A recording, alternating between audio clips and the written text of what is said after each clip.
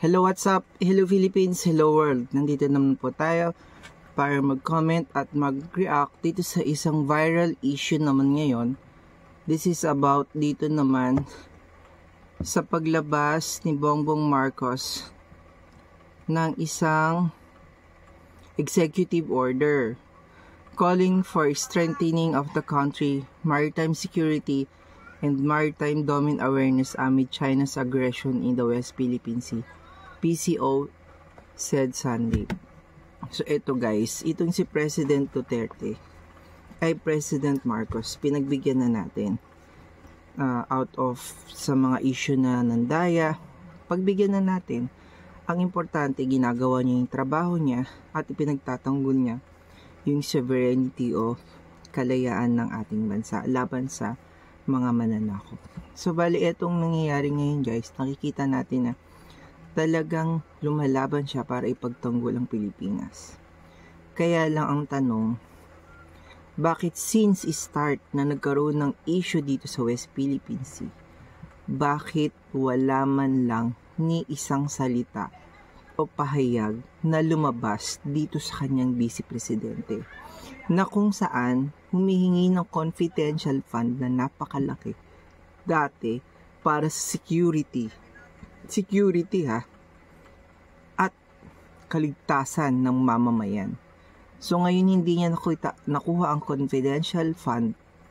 Ano nang nangyari ngayon? So pinabayaan niya na rin ang security ng Pilipinas? Ibig sabihin, totoo ba ang tinatawag nilang gentleman agreement? O yung nabapabalita na naibenta na nga ni Duterte ang parte ng Pilipinas sa China? So yun ang lumalabas sa mga balita eh. So hindi naman tayo sure dyan. Pero yun ang kumakalat sa buong social media. So, pero ang nangyayari kasi kahit na kinakalaban na ng kapatid niya at ni President Duterte si Marcos, hindi pa rin siya umaalis sa tabi ni Marcos. So anong dahilan?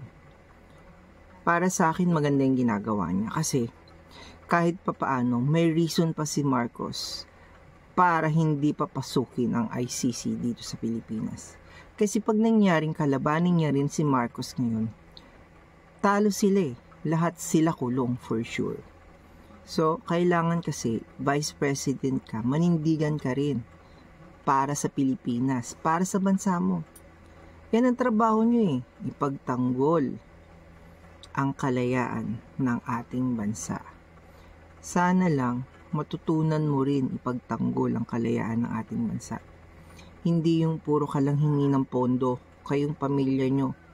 Hingi kayo ng hingi ng pondo, ano nangyari sa Davao? Binabaha. So kailangan, panindigan nyo yung trabaho nyo. Gawin nyo ng naayon sa isip, salita, at sa gawa.